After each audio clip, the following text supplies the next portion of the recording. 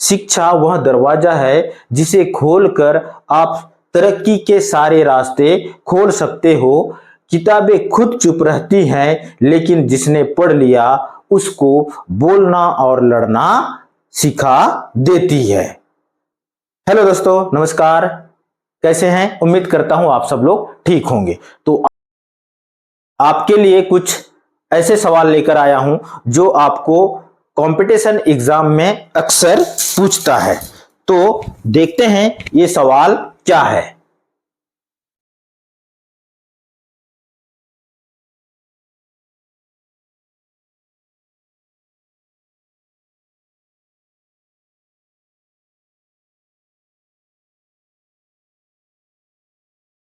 ये आपका सवाल है। देखते हैं इस सवाल में क्या चीज है। ठीक है, ये अनुपात का सवाल है।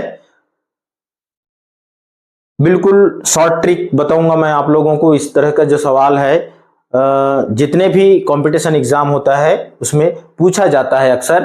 तो इस सवाल का सॉल्यूशन हम समझते हैं।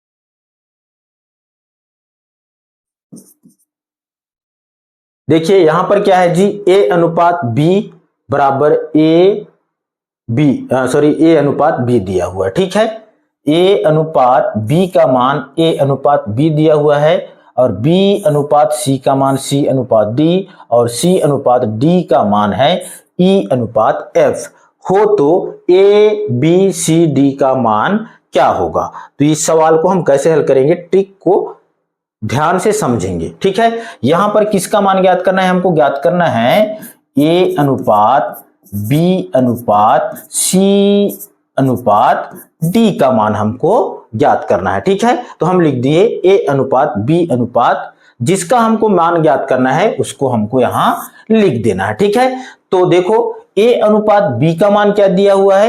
ए अनुपात बी का मान दिया हुआ है ए अनुपात बी स्मॉल लेटर में। ठीक है, उसके बाद देखो इधर का जो स्थान है खाली है, तो यहां क्या लिखेंगे हम? यहां जैसे बी है ना, ओके, राइट साइड में बी है, तो हम यहां पर भी बी ही लिख देंगे। ठीक है, उसके बाद बी अनुपात सी का मान क्या दिया हुआ यहां पर? सी अनुपात डी। तो ये बी अनुपात सी है, तो बी अनुपात सी के नीचे में लिख देंगे सी अनुपात डी।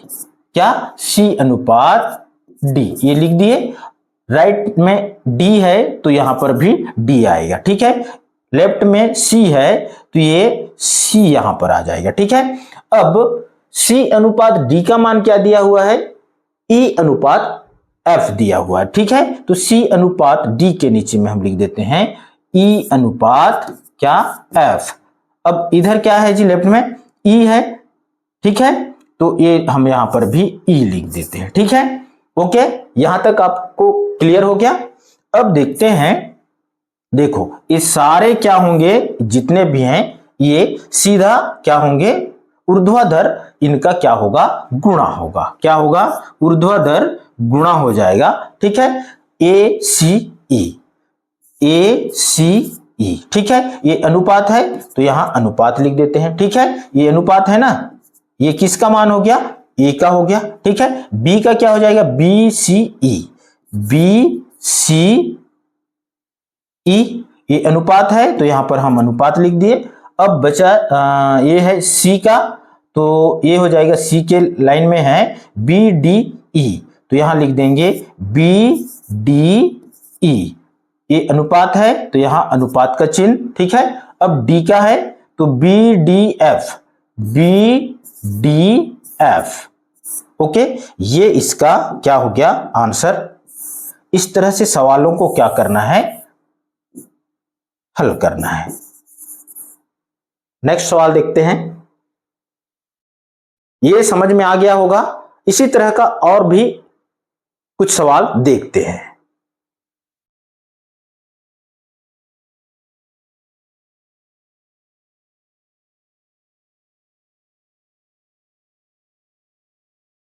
ये सवाल, दूसरा सवाल ये है। ठीक है, अब इस सवाल को हम हल करते हैं।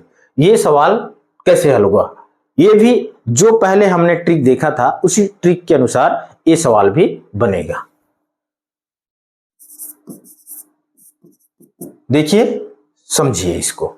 यहां पर क्या दिया हुआ है जी, यहां पर दिया हुआ है a अनुपात b का मान यहां पर 1:2 दिया हुआ है, b अनुपात c का मान 6:7 दिया हुआ है और c अनुपात d का मान 7:9 दिया है।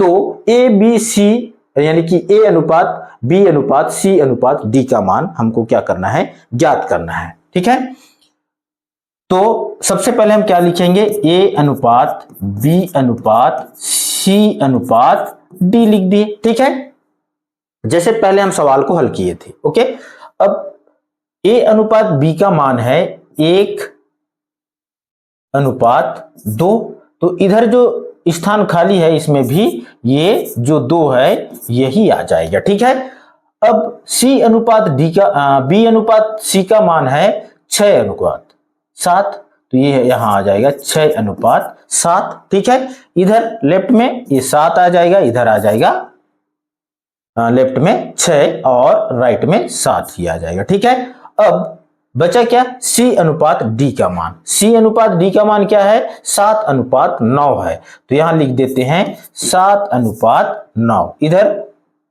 लेफ्ट में 7 है तो ये पूरा 7 हमने रख दिया। ठीक है, अब क्या करेंगे, ये तीनों ऊर्ध्वाधर क्या होंगे जी, गुणा होंगे। क्या होंगे, गुणा होंगे। ठीक है, ऊर्ध्वाधर इस रूप में गुणा कर दिया जाएगा। ठीक है, तो करते हैं गुणा इसको। ठीक है,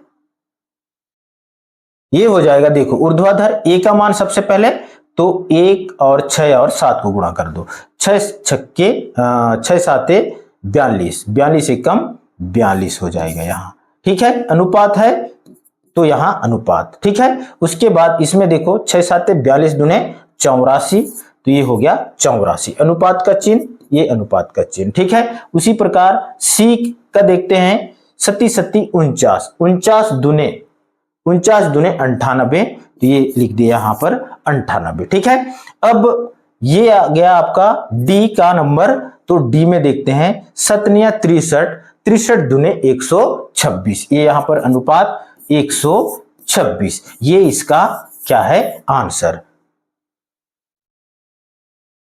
वीडियो पसंद आए तो वीडियो को लाइक कर देना और चैनल को फॉलो जरूर कर देना। ये हो गया, ये ट्रिक आपको समझ में आ गया होगा। अब नेक्स्ट सवाल देखते हैं।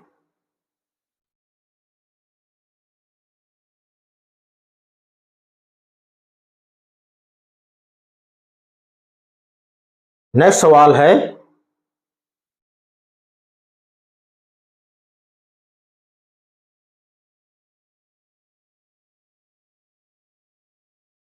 ये है ए बी,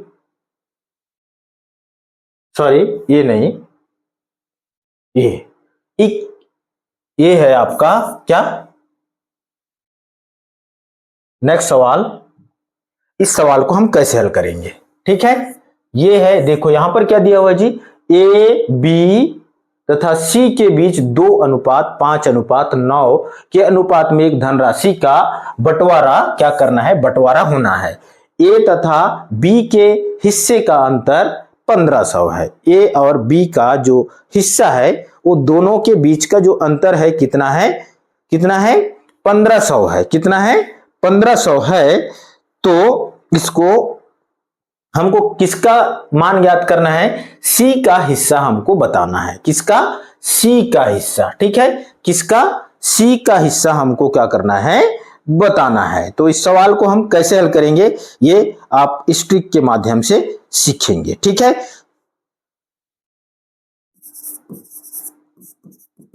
सी का हिस्सा हमको बताना है। ठीक है, तो सी का हिस्सा, ठीक है, किसका हिस्सा हमको ज्ञात करना है, सी का हिस्सा ज्ञात करना है। ठीक है, सी का भाग हो जाएगा या हिस्सा, ठीक है, बराबर हो जाएगा। देखो सी का भाग क्या है जी, ए बी सी, ए का 2, बी का 5 और सी का 9 है। ठीक है, तो यहां पर आ जाएगा सी का हिस्सा हमको ज्ञात करना है ना, इसलिए अंश में हो जाएगा 9 आ जाएगा। ठीक है, 9 बटे, अब देखो ये तीनों का जो हिस्सा है ये आपस में क्या हो जाएगा जी, क्या हो जाएगा, अच्छा साथ में ये क्या बोल रहा है यहां पर, ए तथा बी के हिस्से का अंतर 1500 है। ए और बी, ए का हिस्सा है 2 और बी का हिस्सा है 5, तो ये हो जाएगा 5 ऋण 2। ठीक है, इसका अंतर कितना है जी, 1500 है। कितना है, 1500 है। तो इसको क्या कर देते हैं, मल्टीप्लाई कर देते हैं। ठीक है, ये 1500 हो गया। ओके, अब देखो यहां पर 9 बटे 5 में 3 घटा दो, इसका अंतर कितना है 1500, यानी कि ये आ जाएगा आपका 9 बटे 3 गुणित ये हो जाएगा आपका 1500। ठीक है, अब इसको भाग दे देते हैं, आप इसको दो या इसको दो। ठीक है, 3 एकम 3, 3 तिया 9, यानी कि ये हो गया आपका 15 तिया 4500। ठीक है, ये कितना 4500 रुपए किसका हिस्सा है, सी का हिस्सा है, ये आपका आंसर है। ठीक है, अब इसका दूसरा ट्रिक भी समझते हैं, आपको जो उचित लगे उस ट्रिक में आप इस सवाल को बनाएंगे। ठीक है, दोनों ट्रिक समझना जरूरी है, क्योंकि आपको दोनों ट्रिक को समझाना भी जरूरी है मुझे, क्योंकि जो आपको अच्छा लगेगा उस ट्रिक से आप इस सवाल को हल करना। ठीक है, दूसरी ट्रिक है, देखो यहां पर क्या है जी, ए बी सी का जो अनुपात है 2:5:9 है। ठीक है, दोनों तीनों का जो अनुपात है कितना है, ए अनुपात बी अनुपात सी। ठीक है, इनका जो अनुपात है, बंटवारे का जो अनुपात है 2:5:9 है। ठीक है, कितना है, तो इसको हम लिख देते हैं 2:5:9 है। और यहां पर यह बोला है कि ए बी के हिस्से का अंतर, किसका, ए बी के हिस्से का अंतर कितना हो जाएगा, देखो ये दोनों को घटा देते हैं, ए बी के हिस्से का अंतर, यानी कि b माइनस ए, बड़ी संख्या भी छोटी संख्या घटेगी, तो इसको हम एक, क्योंकि इसका मान ज्ञात करना है इसलिए हम क्या करेंगे, यहां पर दोनों का हिस्सा क्या हो जाएगा, 5 में 2 घटा दोगे तो 3 आ जाएगा। ठीक है, इसका मान हमको ज्ञात करना है, इसलिए यहां पर r रख देते हैं। ठीक है, तो इनका हिस्सा कितना है जी, अंतर है 1500 है। कितना है, 1500 है, दोनों का हिस्से का अंतर कितना है, 1500 है, तो r बराबर हो जाएगा यहां 15/3, 3 5 6 15। ओके, 500 हो गया, r का मान कितना आ गया 500। तो अब हमको किसका मान ज्ञात करना है, c के हिस्से की बात करना है, यानी कि c का हिस्सा हमको क्या करना है, ज्ञात करना है, इसलिए हो जाएगा c का हिस्सा, c का हिस्सा कितना है जी 9 है, यानी कि 9r हम रखेंगे। ठीक है, तो यहां पर हम मान रख देते हैं 9 गुणित 500, r का मान हम कितना ज्ञात किए हैं 500, तो ये हो गया 9×45। इस तरह से सवालों को क्या करना है, हमको हल करना है। नेक्स्ट सवाल है,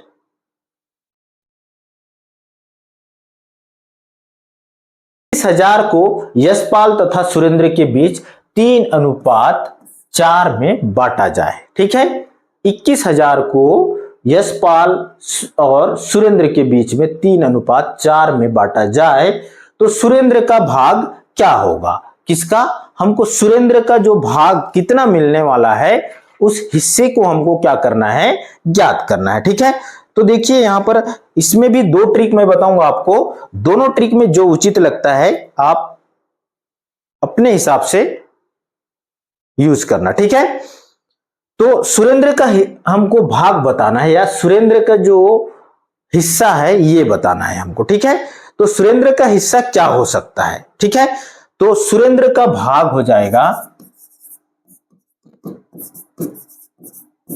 सीधा सीधा जो पूछा है उसी के भाग में चला जाना है। सुरेंद्र का भाग बराबर हो जाएगा, सुरेंद्र का भाग देखो, ये देखो यशपाल का भाग क्या हो जाएगा यशपाल का भाग हो जाएगा 3, तो सुरेंद्र का भाग हो जाएगा 4। ठीक है, यशपाल का भाग कितना हो जाएगा जी 3, तो सुरेंद्र का भाग हो जाएगा 4। तो सुरेंद्र का भाग हमको ज्ञात करना है। तो यहां पर भी देखो 4 अंश में होगा, जो जिसका मान ज्ञात करना है और जो हिस्सा है उसी हिस्सा को हमको अंश में लिखना है। ठीक है, तो यहां पर हम 4 को लिख दे क्योंकि सुरेंद्र का भाग है ये।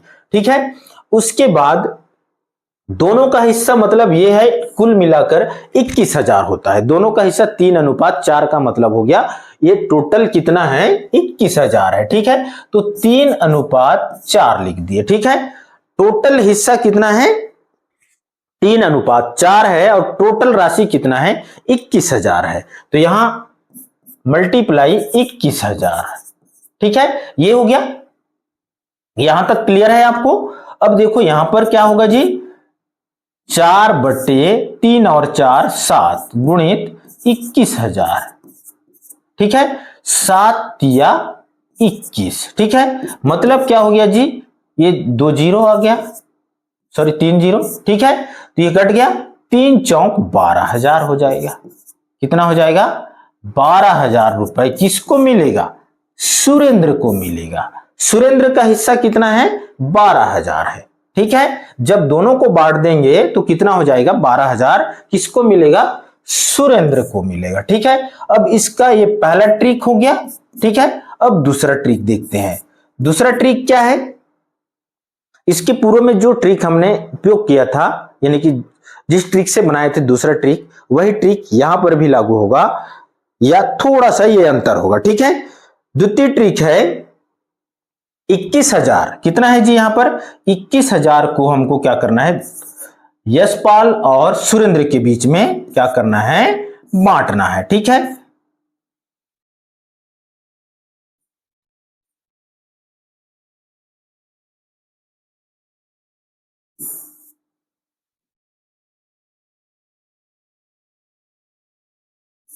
इस तरह से हम बांट देते हैं, ये यशपाल और ये सुरेंद्र। ठीक है, ये दोनों का अनुपात है। ठीक है, सुरेंद्र और किसका यशपाल का क्या है 3:4 क्या है जी 4 है। कितना है 3:4 है। ओके, यहां तक क्लियर है। अब देखो यहां पर 3 और 4 कितना होता है जी 3 और 4 हो जाएगा आपका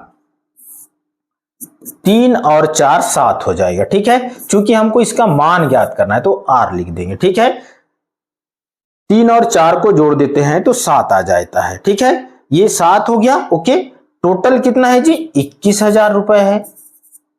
ओके, ये 21,000 आ गया। अब देखो आर का मान क्या होगा जी यहां पर 21,000 बटे 7 या 21 यानी कि ये 3,000 आ गया। ठीक है, ये कितना आ गया 7 या 21। ठीक है, 3,000 हो गया, ये आर का मान आ गया। हमको किसका हिस्सा ज्ञात करना है यहां पर सुरेंद्र का हिस्सा। सुरेंद्र का हिस्सा कितना है 4 है। कितना है 4 है।